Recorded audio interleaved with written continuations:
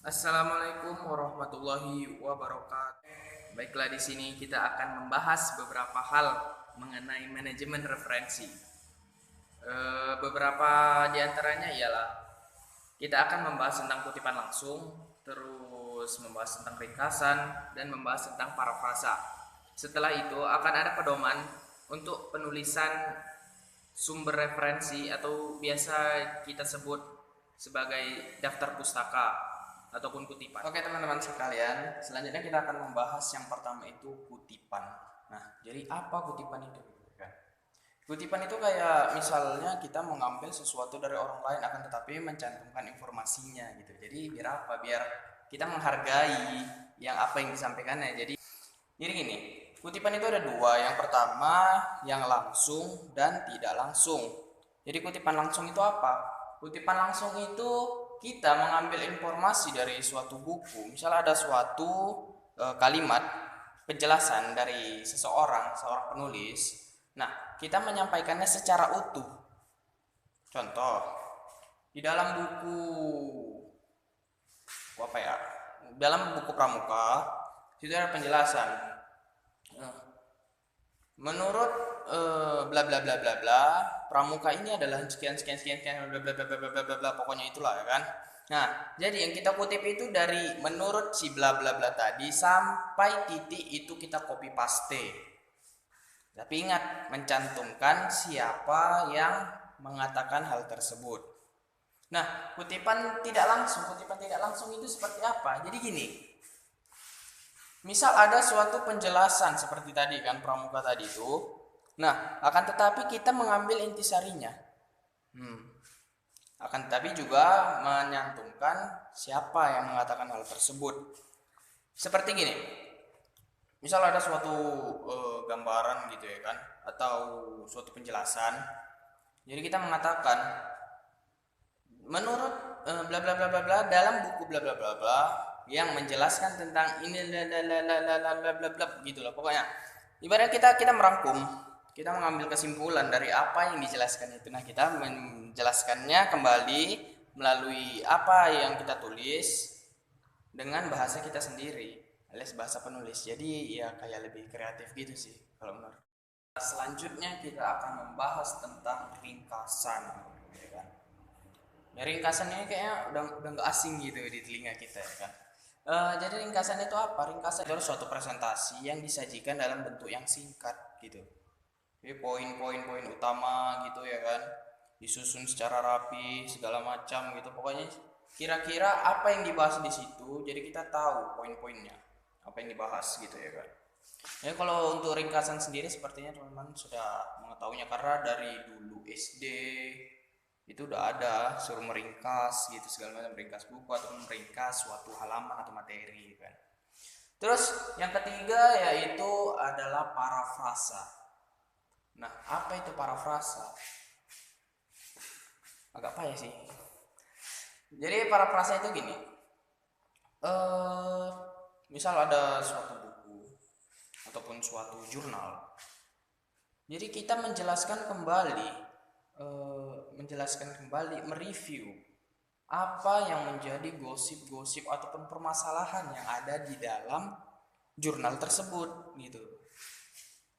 Jadi secara bahasa, jadi bahasanya beda. Ini kita sendiri yang menjelaskan. Akan tetapi kita sebagai penulis dari apa yang kita tulis tadi memparafrasakan bahwa menekankan apa isi ataupun inti dari isi jurnal kita tadi itu. Nah, kira-kira seperti itu.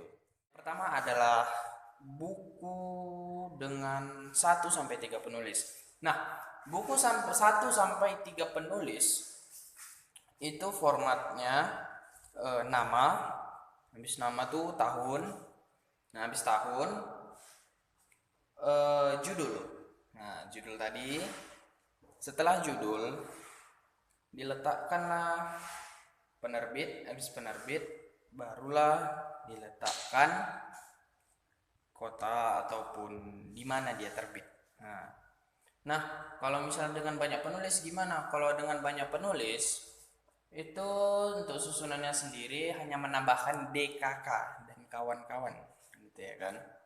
DKK setelah nama tadi. Nah, kalau edisi gimana? Kalau edisi sendiri dia ditulis sebelum judul. Misal penerbit Sipulan. Penulis Sipulan tahun 2002, terus edisi ed titik. Nah, itulah judulnya ditulis sampai terakhir. Untuk formatnya sama saja, cuman ada penambahan tulis ed. Selanjutnya kita akan membahas tentang jurnal. Jadi kayak mana kalau misalnya kita buat makalah, sumbernya dari jurnal, kayak mana penulisannya, kan gitu yang ditanyakan. Jurnal itu ada dua, ada yang online, ada yang cetak. Jadi kalau yang cetak gimana? Cetak sebenarnya hampir sama, penulisannya sama buku. Jadi gini, kalau jurnal cetak sendiri, menempatkan yang pertama pasti nama penulis. Terus yang kedua tahun. Terus yang ketiga itu judul. Nah, judulnya apa? Setelah itu jurnal apa? Nah, gitu. Misal jurnal keagamaan, jurnal ini pokoknya jurnal terkenal atau jurnal apa gitu lah pokoknya kan. Ini jurnal apa? Jurnal bisnis. Terus di situ ada kayak ya beberapa, ibaratnya kalau kita membilangnya sendiri cengkunek gitu. Cengkunek itu apa? Kayak beberapa perangkat-perangkat penyusun di belakang gitu. Contohnya seperti volume, itu jurnal volume berapa, volume 1, 2, 3 atau berapa ya kan. Terus ada juga halaman yang dicantumkan, karena jurnal ini kan agak apa gitu. Jadi ada beberapa halaman, misalnya dari halaman 11 ke 15 gitu ya, 11 garis 15 gitu ya maksudnya gitu. Terus kalau yang online sendiri gimana jurnal online? Kalau jurnal online formatnya sama kayak tadi. Cuman setelah cengkunek yang saya bilang tadi itu, setelah kayak apa jumlah halaman atau apa berapa gitu kan, halamannya, setelah itu diletakkan yang namanya website, namanya jurnal kutipan sekunder. Di sekunder itu gimana? Sekunder itu kita harus mengutip yang telah dikutip orang. Misal si A adalah penulis, nah tulisannya dikutip oleh si B. Nah kita si C mengutip dari si B. Nah otomatis kan berarti ada dua kali kutipan. Nah penulisannya gimana? Tulisannya nggak jauh berbeda. Yang pasti yang pertama itu penulis pertamanya, Brookman misalnya.